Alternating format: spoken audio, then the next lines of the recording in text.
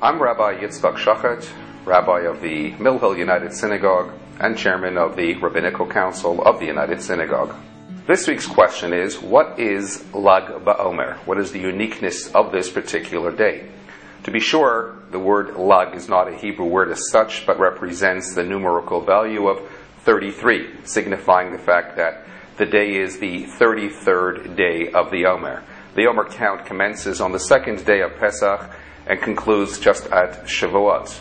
Generally speaking, this time span is considered a sad period of the Jewish calendar because historically this was when the disciples of Rabbi Akiva died on account of a unique or unusual plague, which the Talmud defines as some form of severe croup.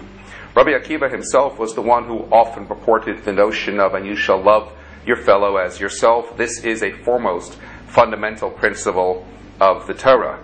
As such, his disciples, who demonstrated some sort of lack of respect toward one another, and from whom a higher standard of love and camaraderie was certainly expected, perished as a result of this lack of behavior.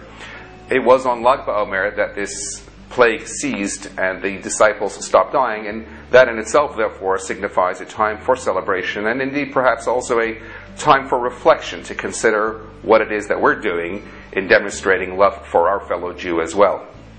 But above and beyond all this is also the fact that on the 33rd day of the Omer, this marks the passing of the famed Rabbi Shimon Bar Yochai, renowned for having authored the Zohar, the principal work of Kabbalah, which paved the way for all subsequent Kabbalistic teachings throughout all of the generations.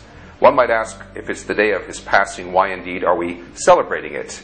First and foremost, Rabbi Shimon Bar Yochai insisted on the very day of his passing, prior to his demise, that this should be a day of great celebration, particularly because this was the day in which he finished the last bits of writing the Zohar. Indeed, when we talk about celebrating a yahrzeit, an anniversary of one's passing, the significance of this is because, as mysticism itself teaches us, the day of one's passing marks the culmination of all the work and all the deeds and all the teachings of that particular individual and the zenith of its impact on our lives. The way Kabbalah mysticism has impacted Jewish life in general is in fact indeed immeasurable. We light bonfires all through Israel and everywhere else besides as a means of celebration to mark this, because the word Zohar itself actually means to shine, and Rabbi Shimon Bar Yochai instructed us to mark the celebration in this sort of way.